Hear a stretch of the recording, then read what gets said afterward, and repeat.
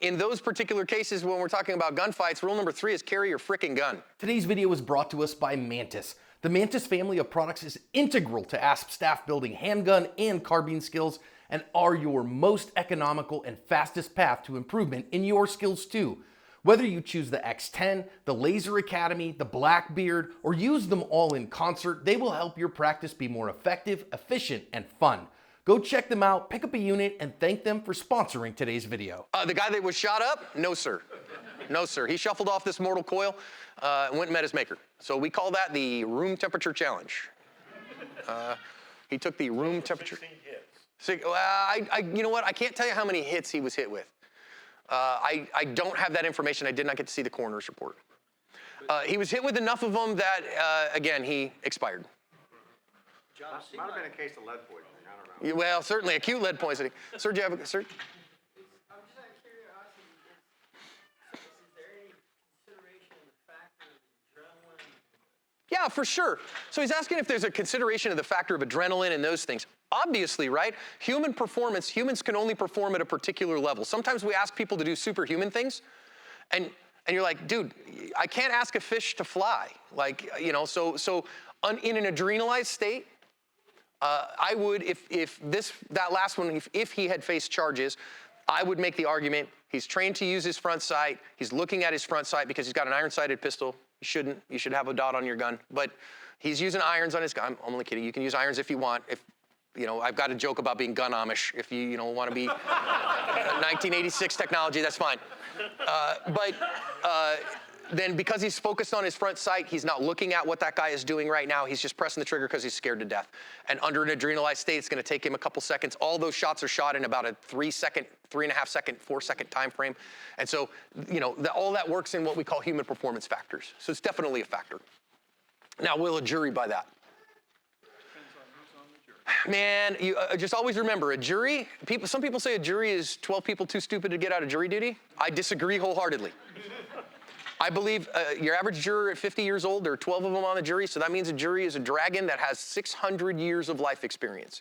And there are 12 of them. They have an IQ combined around 1,200. And so when you're facing a jury, you're facing a 600-year-old dragon with an IQ of 1,200, but you don't know what that dragon is real interested in and what it likes. But you do know that you're crunchy and you taste good with ketchup. And that's funny right up until you're the one facing the jury. So if you can stay away from the 600-year-old dragon, I would, right? Again, just had a case this last week. The young man in that case who ended up hitting a guy with his car was convicted of voluntary manslaughter. He's going to do 7 years. I argued strenuously as the expert that his actions were justified. The jury bought some of it. They acquitted him of murder. But a lot of times the jury wants to convict of something. And so he's going to do at least 3. Was that Arizona? No, sir. It was in New Mexico. It was in New Mexico. Okay? Rule number 3, carry your stinking gun. The number of people that I know that don't carry their gun on a regular basis astounds me. If you do not have your gun on your person, you cannot get in a gunfight. You can get in a shooting. You can get shot, but you can't get in a gunfight if you don't have a gun. And I know people are like, well, I only carry my gun if I know there's going to be trouble. That is the dumbest idea. No, if you knew there was going to be trouble, don't freaking go. Or if I knew there was going to be trouble, I'm going to bring a long gun and all my friends with long guns. Like if I know, hey, John, like if I said to you, listen, when you go to your car tonight, like to leave this place, you're going to get in a gunfight. Would you be like, all right, I'll have my gun on me? Only if you're a moron of the highest capacity, right? You'd be like, I'm going to call it Uber. I'm going to sleep here. I'm not going, can I take like a squad of cops with me? And outsource my violence to somebody else? You would do something else, right? And since the bad guy's only going to let you know at the last minute that a gunfight is happening, you need to be prepared for that, and you need to have your firearm on your person. Carry mine at home. Yeah, and some people even carry it home. For me, at home, I stage instead a lot of times, but some people like to carry it home too. That's fine. If you want to carry an underwear gun, knock yourself out. It's fine with me. Again, more power to you. But especially away from home, please carry your gun. And quite frankly, people all the time, they say, John, why do you carry a gun? And I know people answer, they're like, well, because it's my right to do so. Okay, or to protect my family. I carry a gun for a very simple reason, because I might have to shoot someone today. And if I have to shoot someone today, I need a gun. And if I have to shoot someone today, what are some of the qualities that I want in that gun?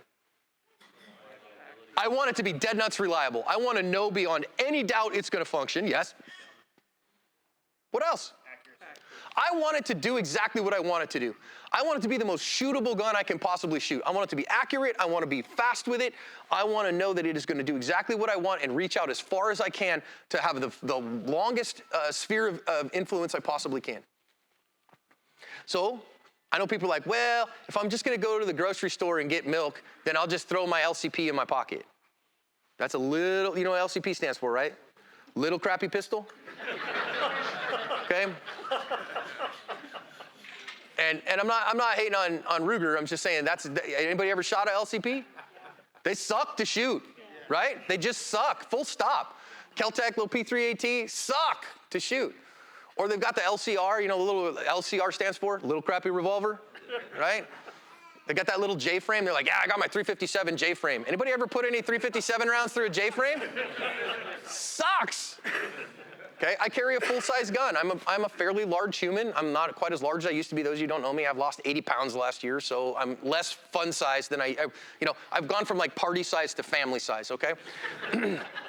But I can still carry a full-size gun. I do carry a full-size gun. 17 rounds in the magazine, 1 in the chamber. It's got a dot on it, and I shoot it really well. And that's the gun that I carry no matter where I am. If I'm at church, if I'm at home, if I'm, and around my area, if I'm dressed like this or if I'm dressed in a suit, I'm carrying my big gun. At church especially, okay? But whatever gun you carry, and I get it, some people are like, well, I'd rather carry a Micro 9. Okay, can you shoot it well? All right? But carry it. And rule number 1 of a gunfight is have a gun. So if the LCP is the only one you can carry, great. Then at least you've got a gun and you've got a chance in the gunfight. Now, me personally, I'd choose one that's more shootable. But some people are like, well, the best I can do is a Micro 9. Okay, if you're going to carry a P365 or, a Hellcat or whatever, fine. As long as it's reliable, as long as you know where it hits and you can run it well, and you've got it on your person, then fine. I've got a couple of examples of that. This first one here.